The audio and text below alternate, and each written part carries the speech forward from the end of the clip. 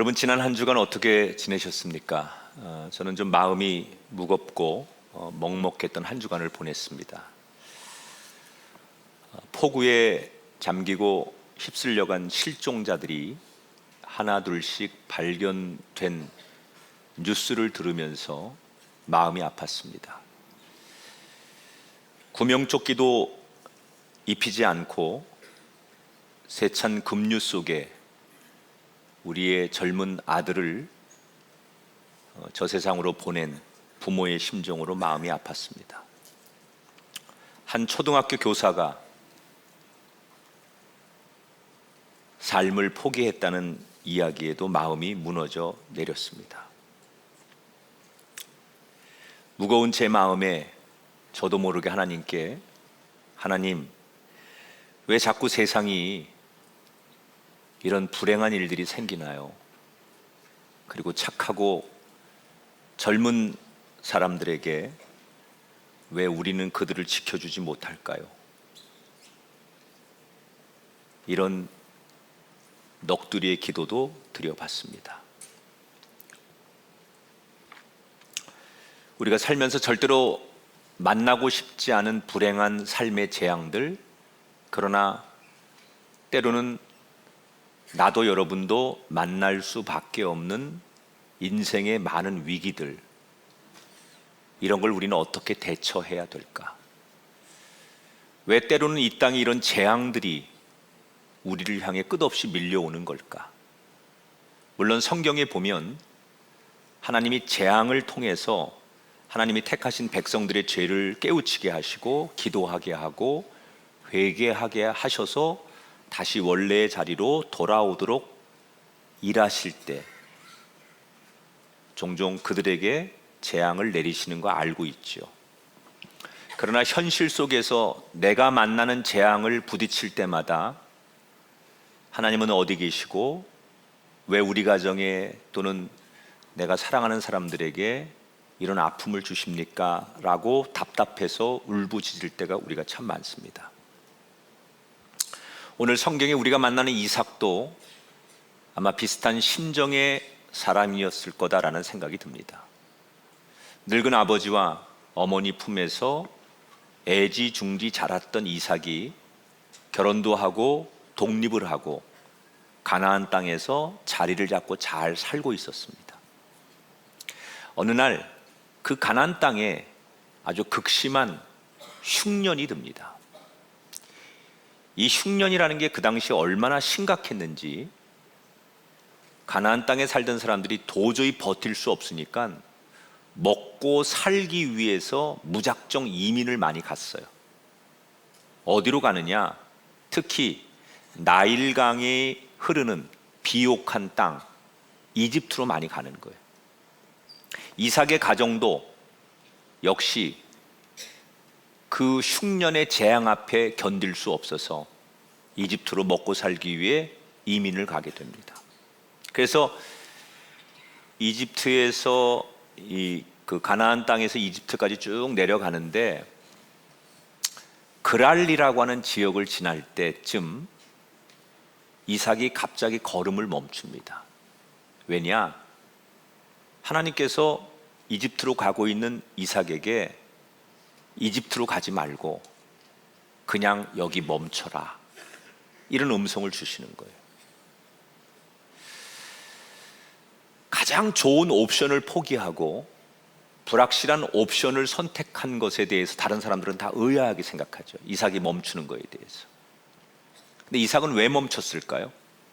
그리고 하나님은 왜 잘 살기 위해서 이집트로 가는 이삭에게 왜 멈추라고 하셨을까요? 이걸 뒤집어 말하면 이런 질문일 것 같아요.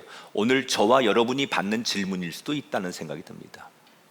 너 물과 음식이 넉넉한 이집트로 가지 말고, 비록 지금 먹을 것도 없고 척박한 곳이지만 나 믿고 나만 바라보고 여기 있을 수 없냐? 그 질문을 하시는 거예요. 이집트로 가면 넉넉함이 있고 번영이 있고 성공이 있고 먹고 살 수 있는 길이 있는 거 알아요. 그리고 지금 여기는 눈에 보이는 그런 것이 없는 것도 알아요. 근데 하나님은 물으시는 거예요. 정말 그것을 선택하지 말고 지금 아무것도 없어도 나를 믿고 나를 신뢰하고 여기 있으면 안 되겠니? 라는 물음이에요. 오늘 우리는 이 질문을 끝없이 하나님께 받고 있는 거예요. 네가 성공하고 경제적으로 풍요해지기 위해서 또 네 꿈을 이루기 위해서 끝없이 세상으로 너희들이 생각하는 이집트로 가는 것 말고 나 믿고 지금 그 자리를 지킬 수는 없니? 너의 자녀와 너의 인생이 풍요와 번영이 있는 곳으로 가려고 하는 욕심에서 나를 신뢰하고 여호와 하나님을 의지하고 여기에 있을 수는 없니? 라고 우리에게 물으시는 겁니다.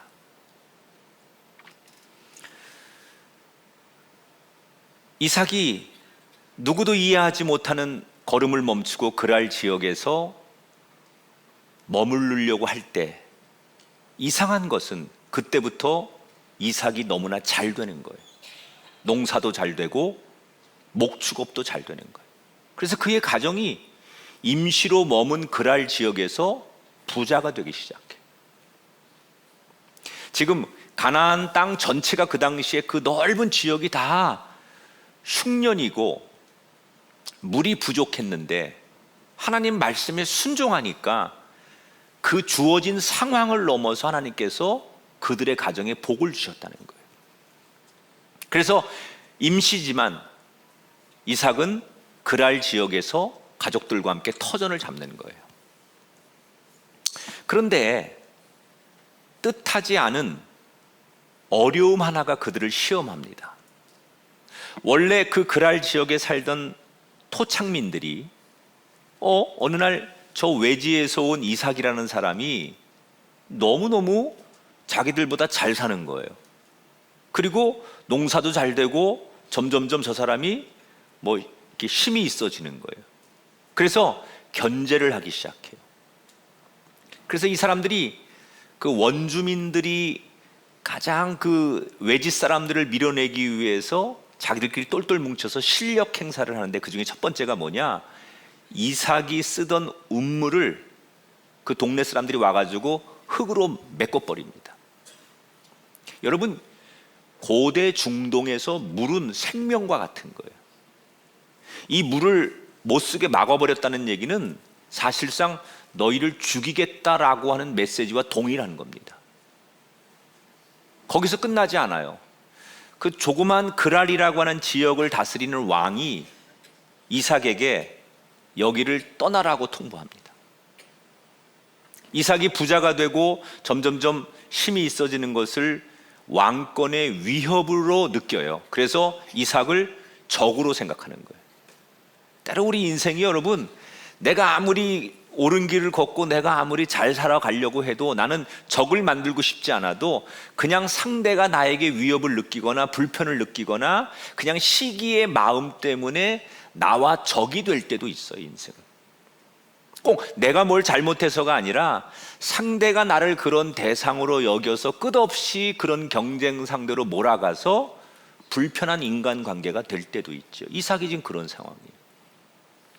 이때 간신히 그랄 지역에서 터전을 잡고 어떻게 살아가려고 하는 이삭은 위기를 만난 거 아닙니까? 그때 이삭은 뭘 선택하면 될까요? 여러분이라면 어떻게 하시겠어요?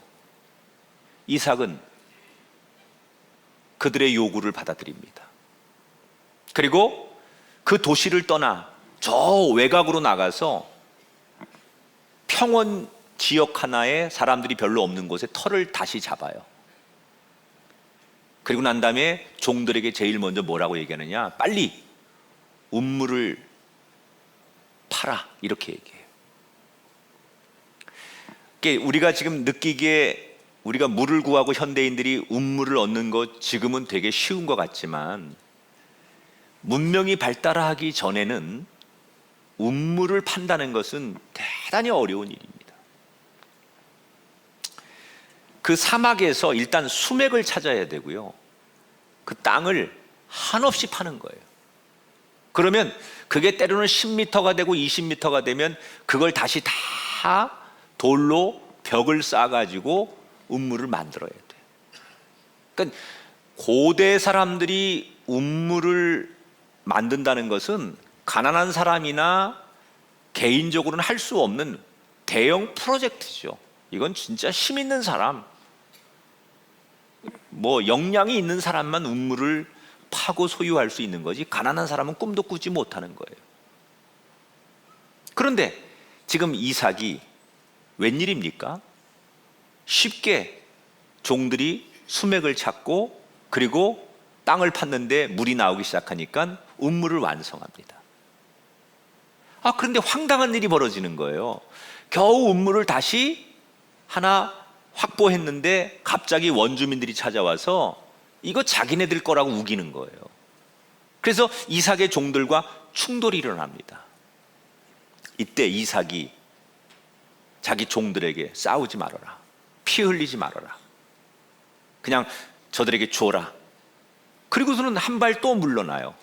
그리고 다른 운물을 또 파지요. 근데 같은 일이 2번 일어납니다. 그러니까 종들은 3번 운물을 파는 거예요. 그런데 놀라운 것은 남들은 평생 한 번도 수맥을 찾기 어려운 일을 그 단시간 안에 3번이나 수맥을 찾고 운물을 완성했다는 것은 사실 이거는 인간의 힘이 아니라 하나님이 도우셨기 때문에 가능하다. 그런데 3번째 운물을 완성했을 때는 원주민들이 더 이상 찾아와서 해코지를 하지 않습니다. 아마도 더 이상 저 사람들 계속 시비 걸고 못하게 해도 안 되는 사람들이라는 것을 알고 자기들이 더 이상 상대할 수 없다고 생각해서 그랬는지 3번째 운물을 발견했을 때 더 이상 와서 시비를 걸지 않아요. 그때 이 3번째 운물 앞에 감사하면서 이삭이 외친 이야기가 22절에 나와요. 이제 주님께서 우리가 살 곳을 넓히셨으니 여기에서 우리가 번성하게 되었다 하면서 그 운물 이름을 르호봇이라 하였다. 자, 지금 이삭이 그랄 지역에서 어렵게 다시 운물을 얻고 그의 인생이 해피엔딩으로 끝나는 이야기. 자, 그런데 다시 이 이야기를 조금 우리가 상상하면서 처음에 그랄 지역의 낯선 땅에 들어가서 운물을 빼앗기는 과정, 또 운물을 다시 확보하는 과정, 이런 걸 거치면서 그가 느꼈던 심정을 한번 여러분 상상해 보세요. 첫째, 아마도 억울했을 거예요. 그리고 불공정하다는 생각을 했을 거예요. 그리고 뭔가 자기도 거기에 맞서고 싶었을 거예요. 다시 말하면 그의 마음속에 분노하는 감정, 억울한 감정, 속상한 감정, 이런 감정들이 그를 지배했을 거예요. 운물이 있어도 목마른 곳이 사막의 기운데 운물 없이 산다는 게 얼마나 힘들겠습니까? 그래서 그 당시 이삭 말고 그의 가족들, 그 옆에 종들은 다 분노하는 거예요. 이거 우리가 정당한 거니까 싸워야 됩니다. 우리가 목숨 걸고 이 운물 지켜야 됩니다. 이렇게 이야기할 때 이삭만 혼자 아니다, 싸우지 말아라, 절대 피 흘리면 안 된다, 이러고 뒤를 물러선 거예요. 왜 그랬을까요? 원래 학자들이라는 것은 이런 내용을 가지고 각각 자기의 가설을 세우고 자기의 주장으로 이제 글을 쓰잖아요. 학자들이 이 본문을 가지고 이삭이 왜 뒤로 물러섰을까에 대해서 이야기를 하는데 대표적으로 2가지만 소개할게요. 첫째는 현실적인 이유에서 그랬을 거다. 외지인이 그 지역의 토착민들과 싸워봤자 당장은 어떻게 할 수 있지만 시간이 지날수록 외지인은 결국 따돌림을 당할 것이고 어려움을 당할 것이다. 그러니까 현실적 이유에서 지금 당장은 어떻게 싸워볼 만은 하겠지만 시간이 갈수록 그 원주민들 전체를 상대한다는 게 부담이 되니까 이건 무모한 짓이다. 그래서 물러섰을 것이다. 이게 첫 번째 가설이고요. 2번째는 소심한 그의 성품 때문에 그랬을 것이다. 이렇게 주장하는 학자들이 있어요. 나이 많은 부모님 밑에서 애지중지 자란 이삭. 그래서 오냐 오냐 그리고 순종을 이렇게 부모로부터 배우다 보니 몸에 밴 거죠. 그래서 어느덧 소심해져 있는 거예요. 착하게 살았다는 건 좋은 얘기고 나쁘게 말하면 너무 소심한 거죠. 그러니까 솔직히 인간적으로 보면 가족들의 눈에나 종들의 눈에는 가장으로서 자기들의 주인으로서는 무능한 사람이죠. 아니 이렇게 억울하고 황당한 일을 당했는데 야 싸우지 마 나 싸우는 거 싫어 그리고 한없이 물러서는 그런 가장을 보면서 가족들이 무슨 생각이 들겠어요? 아니 그런 리더를 보면서 종들이 어떻게 그 주인을 신뢰하겠어요? 그러니까 인간적으로 보면 이삭은 무능한 사람이에요. 그런데 이 무능한 존재를 성경은 무능하다고 말하지 않아요. 성경은 싸우지 않고 순순히 물러서는 이삭에게 하나님께서 계속 복을 주세요. 그 증거가 뭐예요? 남들은 평생 한 번 찾을까 말까 하는 힘든 수맥을 연달아 찾도록 하나님이 인도하시잖아요. 그 말은 하나님께서 양보하고 물러서는 사람들은 무능하다고 말하는 이삭을 하나님은 너 잘했다라고 인정하셨다는 거죠. 도대체 어떤 점에서 하나님이 이삭이 잘했다고 하시는 걸까? 바로 이 대목에서 우리가 인생에 이렇게 낭떠러지 같은 어려움과 재앙과 억울한 일을 만났을 때 우리가 반드시 지켜야 될 원칙이 여기 있다는 거예요. 그게 뭐냐? 감정의 노예가 되지 말고 행동하는 사람이 되라는 거예요. 사실 이삭도 인간이니까 처음에 도시에서 쫓겨나고 우물 뺏기고 막 와서 사람들이 막 텃세 부리고 그럴 때 어떻게 사람이 무덤덤하겠어요? 감정이 화도 나고 억울하기도 하고 분노도 일어나고 인간은 다 누구나 그런 감정이 있는 거예요. 그러나 그게 현실적인 이유가 됐든 소심한 성격 때문이든 어떤 이유에서 이삭은 그 당시에 자기에게 주어진 감정에 끌려다니지 않고 넥스트 플랜, 다음에 무엇을 할까를 고민했다는 거예요.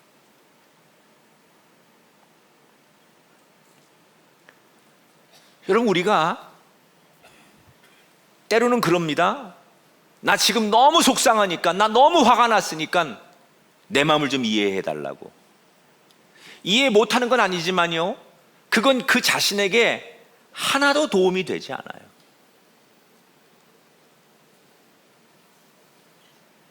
자기 감정에 충실한다는 거 이게 좋을 때도 있지만요 특히 나쁜 감정이 내 인생을 지배하고 나를 노예로 계속 끌고 다니는 거죠. 감정이 나를 막 휘둘리는 거예요, 내 인생을.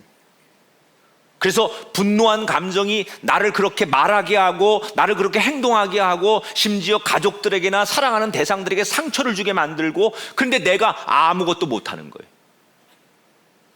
누군가를 원망하고 미워하고 복수하고 싶은 그 감정이 몇 날 며칠 아니 몇 년 동안 나를 지배해서 내가 다른 일도 못하게 하고 주저앉게 만드는데도 그 감정에 나라고 하는 사람은 매번 끌려다니는 거예요.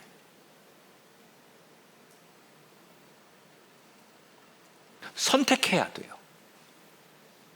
너무 자기 감정에 충실해서 그 감정이 요구하는 대로 내 인생을 맡기고 끌려가는 것보다는 때로는 단호하게 이건 아니야. 그리고 멈추고 내가 해야 될 일을 찾아 나설 수 있는 의지적인 결단이 우리에게 있어야 된다는 거예요.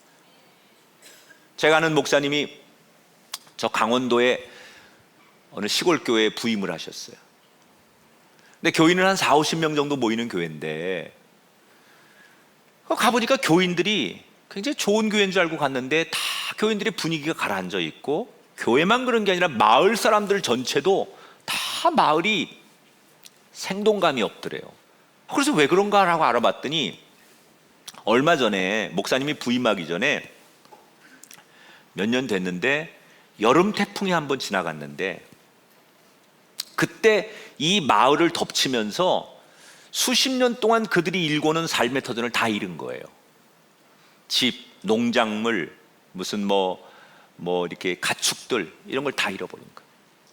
그리고 정부가 보상을 좀 해줬지만 그 보상 가지고는 수십 년 동안 일궈놓은 자신들의 삶의 터전을 회복하는 게 너무나 불가능했고, 또 다시 그렇게 뭔가를 시작한다는 데 대한 두려움이 있었고, 그래서 완전히 마을 전체가 집단 패닉에 빠져서 우울의 감정으로 완전히 마을 사람들이 아무것도 안 하려고 하는 거예요.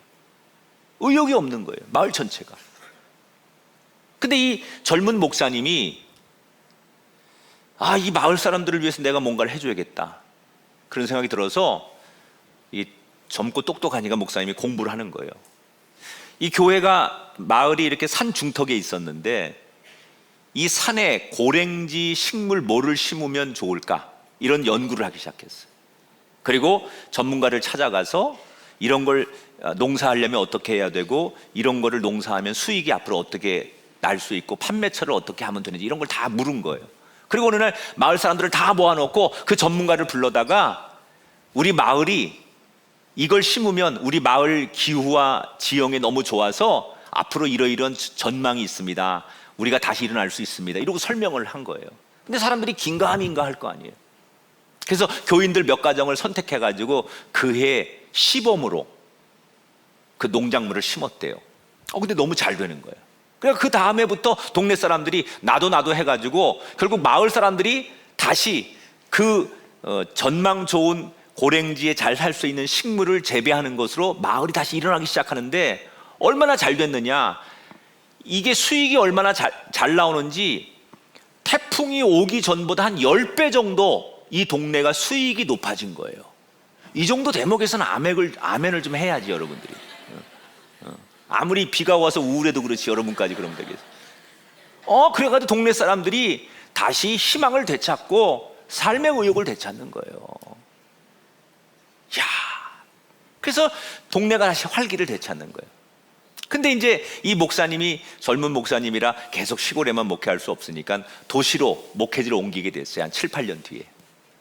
그때 목사님이 이사하는 날 동네 사람들이 다 모였어요, 목사님 집 앞에. 그리고 예수 믿지 않는 이장님이 펑펑 울면서 그러더라는 거예요. 목사님, 우리가 태풍을 만나고 세상에 희망이 없어서 절망하고 있었는데 목사님을 통해서 우리가 이 마을이 희망을 얻었습니다. 그런데 이제 목사님 떠나신다니 너무 마음 아픕니다. 그러면서 이별의 정을 눈물로 고백하더라는 거예요.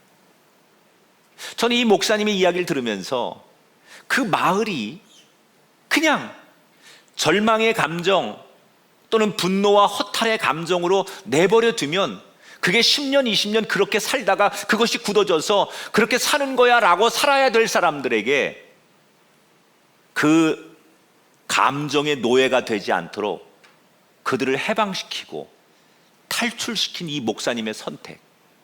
그래서 마을이 그 분노와 절망의 감정에서 벗어나서 창조적인 인생으로 다시 발돋움한 이 이야기를 들으면서 어느 누구도 자신에게 주어진 상황에 끌려가지 말고 내가 결단하고 일어서면 이 마을이 일어난 것처럼 우리의 인생도 일어날 줄 믿습니다. 여러분 가정에서 또는 여러분의 일하는 일터에서 또는 이 나라가, 저는 그러한 소망으로 다시 일어나게 되시기를 주님의 이름으로 축원합니다. 자, 이삭이 이렇게 그랄 지역에서 파란만장한 삶을 살아가는 거예요. 왕에게 쫓겨나고 또 목자들에게 우물도 뺏기고 험난한 삶을 살잖아요, 말 그대로. 그런데 그러면서도 농사를 지으면 풍년이 되고 가축을 키우면 새끼들을 많이 낳고 이런 거를 보면서 그랄 원주민들이 처음에는 그게 너무 시기하고 부러워서 미워했는데 나중에는 그럼에도 불구하고 너무너무 항상 복을 받는 이삭을 보면 사람들이 어떤 마음을 갖느냐? 경이로운 생각을 하는 거예요. 요즘 젊은이들이 그런 얘기합니다. 부러우면 지는 건데 부럽네 그래요. 부러우면 지는 거래요. 그랄 사람들이 만약에 이삭이 그렇게 미워하고 방해해도 점점 잘 되고 축복받는 모습을 봤다면 부러워하는 것으로 그치지 말고 뭘 하면 됐을까요? 자기들도 이삭처럼 하나님의 축복을 받으면 되는 거예요. 여러분, 우리 주변에 잘 되는 사람들 부러워하지 마십시오. 시기하는 거로 끝이지 마십시오. 여러분도 나도 저 사람처럼 하나님의 은총을 입는 사람이 돼야지, 우리 가정도 내 자녀도 그렇게 돼야지, 그래서 그렇게 살기를 축복합니다. 시기하고 부러워하는 것을 넘어서 나도 그렇게 되는 인생이 되는 게 중요하지. 이 그랄 지역 사람들이 그걸 했다면 그들도 이삭처럼 축복을 받았을 거 아니에요. 그런데 부러운 거야. 그리고 시기하는 거예요.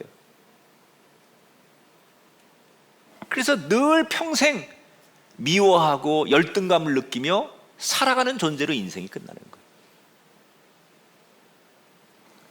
오늘 이 자리에서 예배하는 여러분, 혹시 여러분에게 그런 상황이 오거든 지지 마십시오. 나도 저 사람 이상 가는 복을 받겠습니다. 그것을 뛰어넘는 이삭의 삶이 여러분의 것이 되기를 주의 이름으로 축원합니다. 자, 이삭이 이렇게 그랄 지역에서 많은 일들이 있었죠. 그리고 나서 이삭이 얼마 뒤에 세월이 좀 흐른 다음에 다시 가나안 땅 브엘세바로 돌아갑니다. 돌아간다는 건 어떤 의미가 있냐면, 사람은 원래 자기가 있어야 될 자리로 가는 게 맞는 거예요. 여러분에게도 있어야 될 자리가 맞는 거예요. 이 자리가 여러분이 있어야 될 자리죠. 하나님 안에 여러분이 머무는 것이 여러분 가정과 여러분의 삶이 있어야 될 자리인 거예요. 여러분, 물고기가 아무리 좋은 집에 살면 뭐합니까? 물속에 있어야 물고기는 행복한 거예요. 조그만 새장에 갇혀 있어서 재벌집에 가 있으면 뭐가 행복하겠습니까? 푸르른 하늘을 숲속을 날아다니는 새가 행복한 거예요. 자기가 있어야 될 자리, 하나님이 우리를 만나주시는 자리, 하나님을 마음껏 예배하는 자리가 저와 여러분이 있어야 될 자리인 줄 믿습니다.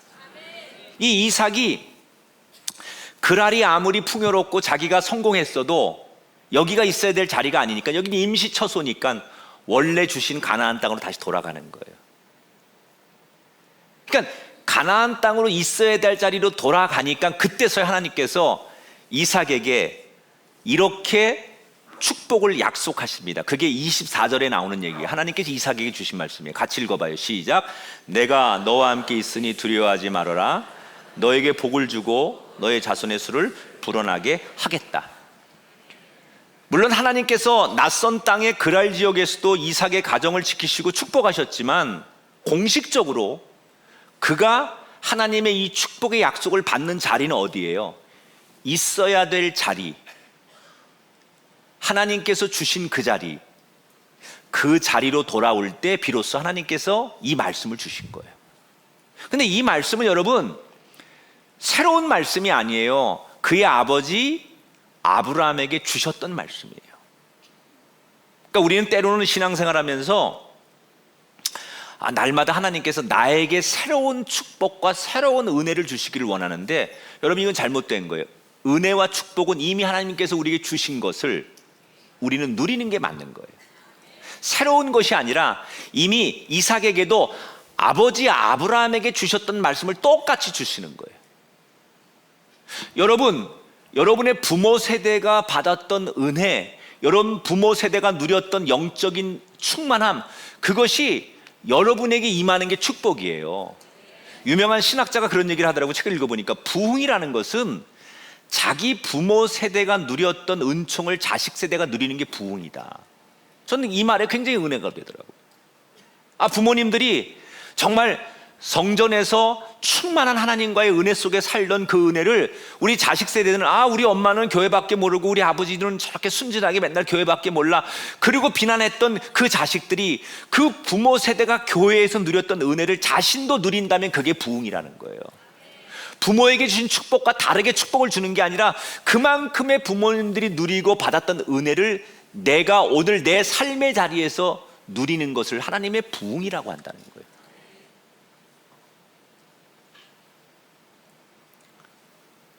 이 브엘세바에서 이렇게 하나님의 복을 약속받습니다. 그렇게 살아가던 어느 날 이 브엘세바에 불청객 손님들이 찾아옵니다. 누굴까요? 그 옛날 자신을 운물을 빼앗고 쫓아냈던 그랄의 왕이 부하들과 함께 이삭을 찾아오는 거예요. 브엘세바와 이 그랄 지역은 사실 그렇게 먼 거리가 아니에요. 이 그랄 왕은 낯선 이삭을 경계하면서 그를 쫓아낸 뒤에도 계속 이삭의 삶을 흘낏흘낏 쳐다보고 느끼는 거예요. 그런데 그 이삭이 어디를 가도 잘 되고 시간이 갈수록 점점 강성해지고 점점 부유해지고 대단한 사람이 되는 게 느껴지는 거예요. 별 볼 일 없는 줄 알았더니 시간이 갈수록 이삭이 점점점 잘 돼요. 그리고 브엘세바로 돌아갔지만 저 이삭이 마음만 먹으면 언제든지 나를 칠 수 있는 힘을 가졌다고 생각하니까 두려운 거예요. 그래서 그 옛날 자기가 이삭에게 잘못한 게 있으니 이걸 해결하고 싶어서 먼저 왕이 이삭을 찾아와요. 그리고 그 옛날의 일을 사과하지요. 그때 내가 이래 이래서 당신 그렇게 쫓아내고 심술 부리고 이런 거 내가 정말 잘못했다. 내가 사람 잘못 봤다. 용서해다오. 그러면서 내가 이렇게 용서를 구하니 우리 잘 지냅시다. 서로 전쟁하거나 서로 미워하지 말고 잘 지냅시다. 이렇게 왕이 먼저 평화를 제안해요. 근데 이때 사실 이삭의 마음속에는 상처가 있었어요. 그 상처가 시간이 지났다고 해결되는 게 아니에요. 그 옛날 그랄 지역에서 억울하게 자신을 그렇게 몰아세우고 쫓아내고 운물에 흙을 메우고 자기를 막 바깥으로 밀어냈던 그 왕에 대한 섭섭함 그리고 부당함, 이것이 아직도 자신에게는 상처로 남아있는 거예요. 이걸 우리는 트라우마라고 해요. 근데 이때 이 자신에게 주었던 상처를 생각하면서 이젠 힘이 있으니 이 왕에게 수모를 줄 수도 있고 복수를 할 수도 있고 똑같이 되갚아 줄 수도 있잖아요. 그런데 이삭은 복수하지 않아요. 이삭은 뭘 선택하느냐? 30절 31절에 보면 이삭이 그들을 위하여 잔치를 베풀고 아침에 일찍 일어나 서로 맹세한 후에 이삭이 그들을 보내고 그들이 평안히 갔더라. 물론 그 옆에 가족과 종들은 저 옛날 우리를 우습게 보고 우리를 깔보고 우리에게 그렇게 아픔을 주었던 저들에게 똑같이 되돌려 줍시다 이러고 분노하고 막 화를 내는 사람들도 있었지만 이삭은 뭘 결정해요? 평화를 선택하는 거예요. 그런데 이 평화를 선택한 것 때문에 자신에게 있었던 지난날의 상처가 그때부터 회복되기 시작하는 거예요. 여러분은 살아오면서 여러분 과거 속에 받은 상처, 특별히 어떤 대상, 누군가에 대한 원망과 증오가 있는데 이게 언제 용서가 되고 언제 이 문제가 해결되든가요? 사람에게는 다 지난날의 상처들을 가지고 살아요. 제가 아는 어떤 중년의 성도가 저에게 어느 날 울면서 이런 고백을 하시더라고요. 자기 어릴 적 트라우마가 있는데 나이 50이 넘어도 이게 해결이 안 된다는 거예요. 아버지가 늘 술만 먹고 들어오면 어머니를 때렸대요. 근데 자기는 너무 어려서 매일같이 매를 맞는 엄마를 보면서 그게 무서웠고 그 엄마를 지켜주고 싶은데 지키지 못하는 자신이 너무 미웠고 그 술 취해서 엄마를 한없이 때리는 아버지가 너무 미웠다는 거예요. 근데 엄마가 맞는 것을 어떻게 이제 지켜주고 싶어서 어느 날 자기도 모르게 막 울면서 아빠한테 자기가 이렇게 얘기했다는 거예요. 내가 잘못했어요. 내가 잘못했어요. 내가 잘할게요. 잘못했어요. 그럴 때 자기가 뭘 잘못한지 모르고 엄마가 매 맞는 것이 마치 자기가 뭘 잘못해서 우리 엄마가 매를 맞고 이 아빠 엄마가 싸운다고 생각하는 거예요. 그게 상처인 거예요. 그래서 나중에 이제 그런 일이 있고 나서 청소년을 지나고 어른이 되고 결혼하고 중년이 되었는데도 아직도 자신의 마음속에는 그 부모에 대해서 내가 뭘 잘못해서 우리 부모님들이 불행한 거고 내가 뭘 잘못해서 우리 부모님들이 싸웠다는 생각이 있는 거예요. 그 어릴 적에 가졌던 상처가 세월이 지났지만 아물지 않은 거예요. 그냥 우리는 세월이 지나면 내 눈에 안 보이고 기억이 사라지면 그 상처가 다 회복된 줄 알아요. 근데 사실은 그냥 살짝 덮어놓은 거거든요. 그 상처는 여전히 골마 있는 거예요. 우리 눈에 안 보이니까 시간이 지나고 기억이 흐릿해지니까 그 상처가 회복됐다고 생각하지만 사실은 여러분은 한 번도 여러분의 상처를 회복한 적이 없어요. 치료한 적이 없어요. 그러니까 이 중년의 성도가 울면서 자기가 그때를 생각하면 지금도 괴로워 견딜 수가 없다는 거예요. 어머니가 돌아가시고 아버지가 돌아가셨는데도 그 잔상이 자기를 지금도 괴롭힌다는 거예요. 왜? 이분은 그 어릴 적에 자기가 받은 그 상처를 누군가가 한 번도 치료해주지 않고 그냥 묻어놓고 덮어놓고 그냥 어른이 돼서 중년이 됐는데 그게 여전히 자기에게 상처로 때마다 아픔을 주는 거예요. 그거 어떻게 해야 되느냐? 안아줘야 돼요. 화해라는 게 뭐예요? 안아주는 거죠. 이삭이 원수였던 그랄 왕이 찾아왔는데 화해했다, 평화를 선택했다는 것은 그의 모든 걸 안아주는 거예요. 다 수용해 주는 거예요. 그때 비로소 그 과거에 자기가 당했던 억울한 분노와 상처와 이런 모든 것들이 회복되기 시작하는 거예요. 아무리 부유해지고 아무리 세상에서 성공했어도 이삭이 이 지나간 과거의 상처를 회복하지 않고 산다면 그에게도 먼 지난날 인생이 시간이 흐른 다음에 그 상처가 그의 인생의 발목을 잡았을 텐데 그는 그 트라우마를 용서와 화해와 안아주는 것으로 극복했다는 거죠. 악수와 허그의 차이가 뭘까요? 악수는 여러 가지 가설들이 있는데 원래 서부의 총잡이들이 총을 막 차고 다닐 때잖아요. 무법천지. 그래서 총 뽑아서 빵빵빵빵 쏘는 거잖아요. 총 쏘면 좀 죽는 척 좀 해줘요. 그러니까 이 황야의 무법자들이 막 총 쏘고 그럴 때 누구든지 경계하는 거예요. 저놈이 나를 총 쏠지 모르니까 나도 항상 이 손이 총에 가 있는 거예요. 언제든지 상대를 내가 쏴야만 내가 사는 거 아닙니까? 그런 시대에 서로를 경계하고 아무나 죽일 수 있는 불안한 시대에 손을 내민다는 건 뭘 의미하는 거냐? 내가 너에게 총 쏘지 않겠다, 총을 뽑지 않겠다라는 것을 암묵적으로 이야기하는 메시지가 악수하는 거래요. 악의가 없다, 난 너를 해칠 생각이 없다, 그런 얘기래요. 집에 가서 부부끼리 많이 악수하세요. 많이 악수하셔야 돼. 이 인간만 없으면 내가 근데 남편도 그렇게 생각하면 어떡해? 그러니까 많이 악수해야 돼. 우리 서로 우리는 해칠 생각 없고 상처되는 말 할 생각 없고 난 당신을 나쁘게 생각할 마음 없어, 이런 것을 자꾸 해야 돼. 다른 데 가서 하지 말고 제발 집에서 악수해요. 집에서. 그 허그는 뭘까요? 허그는 안아주는 거, 포옹하는 거잖아요. 이 의사들이 하는 얘기가 인간이 이렇게 심장과 심장이 마주 앉고 체온이 서로 이렇게 만나면 한 1도씨 정도 올라가서 면역력이 높아진다, 그런 얘기도 하잖아요. 근데 사실은 몸의 온도보다 더 중요한 게 정서적인 온도예요. 사람이 이렇게 안아줄 때 제일 따뜻함을 느끼는 것은 어릴 적 우리 엄마들이 우리를 안아주는 거죠. 바깥에서 우리가 억울한 일이 있고 속상한 일이 있고 힘든 일이 있어 울면서 집에 들어왔을 때 엄마가 우리를 안아주는 거예요. 괜찮아, 괜찮아. 세상 모든 사람들이 다 나한테 손가락질할 때 엄마가 나를 안아주면서 같이 울면서 괜찮아, 괜찮아. 나를 안아줄 때 그 엄마의 따뜻한 가슴이 나의 응어리지고 상처난 나의 삶을 녹여주는 거죠. 그래서 중요한 거예요, 엄마가. 이게 정서적인 온도죠.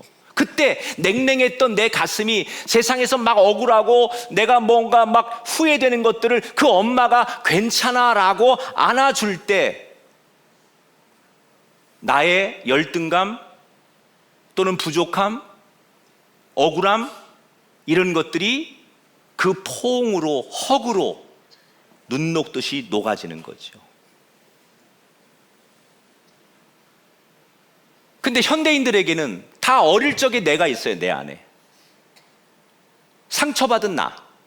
아까 그 중년의 어느 성도 이야기를 들려준 것처럼 여러분에도 그 아주 어릴 때 기억 속에 또는 10대 때 여러분이 살아가면서 가정에서든 학교에서든 여러분들이 정말 트라우마라고 여길 수 있는 사건들, 아주 정말 고통스러운 괴로운 생각들이 여러분을 지배하고 있는 거죠. 여러분 안에 여러분 과거가 있어요.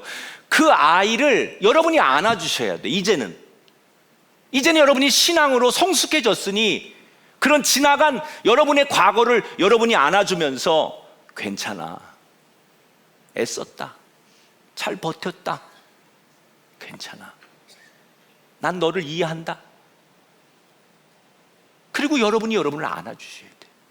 근데 우리는 그 내 안에 나를 방치하는 거예요. 이게 얼마나 아프고 이게 얼마나 내 인생의 걸림돌이 되는지 알면서, 그래서 내가 아빠가 되고 엄마가 됐는데 자식에게 좋은 아빠 좋은 엄마 못 되는 이유는 어릴 적 나를 안아주지 않는 거예요. 방치하는 거예요.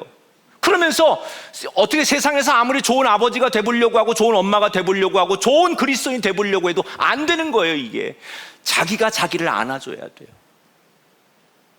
이제는 여러분 안에 있는 조그만 상처받은 인생의 지난날의 트라우마 속에 갇혀있는 여러분을 한 번쯤은 안아주세요. 그게 안 된다면 더 좋은 방법은 뭐예요? 두 팔 벌려 우리에게 내게로 오라고 말씀하시며 언제든지 누구든지 우리를 안아주시는 하나님의 품에 거해 보십시오. 그때 우리의 트라우마는, 그때 우리의 지나간 과거는 눈 녹듯이 녹아질 줄 믿습니다. 지난 4월 한 호주의 남성이 자기의 반려견과 함께 배를 타고 항해를 시작했어요.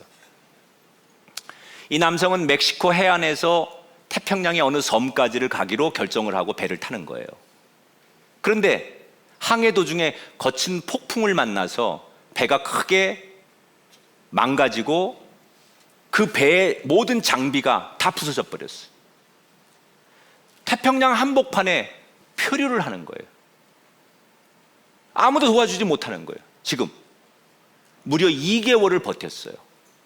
어떻게 버텼냐 그랬더니 2달 동안 낚시 장비로, 배에 있는 낚시 장비로 물고기를 잡아서 먹고 빗물을 받아가지고 마시고, 그리고 최대한 햇볕을 가리면서 버티는 거예요. 그러다가 2달이 지난 한 6월 중순에 그 태평양 한가운데서 참치를 잡으려던 큰 어선이 이 난파된 배를 발견해서 극적으로 구조가 됐습니다. 많은 이 전문가들이 이 이야기를 들으면서, 아니 그 바다 한가운데서 버티는 것도 하루 이틀이지 어떻게 2달을 버틸 수 있었냐, 이렇게 질문을 했더니 이 남성이 뭐라고 대답하느냐, 반려견이 함께 있어서 재앙을 이길 수 있었습니다. 그런 얘기를 했어요. 반려견이 함께 있었어. 그 생명, 말 못하지만 자기와 함께 있는 반려견이 함께 있었기 때문에 두려움도 이기고 버틸 수 있었다는 거예요.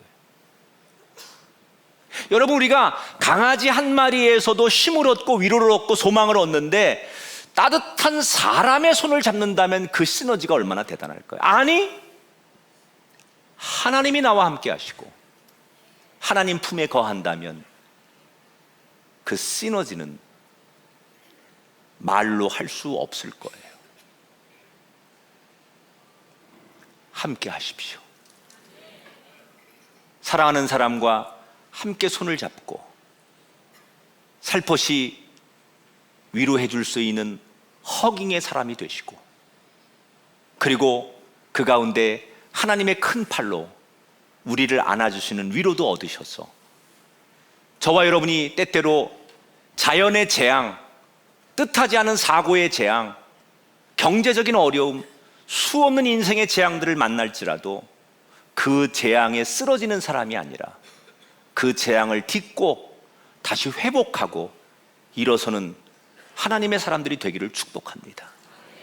우리가 지금 다 말은 안 해서 그렇지 많은 어려움들이 우리 성도들에게 이 예배를 드리시는 분들 가운데 있겠지만, 오늘 이 말씀을 여러분에게 드린다는 것은 하나님께서 여러분에게 길을 주시는 거예요.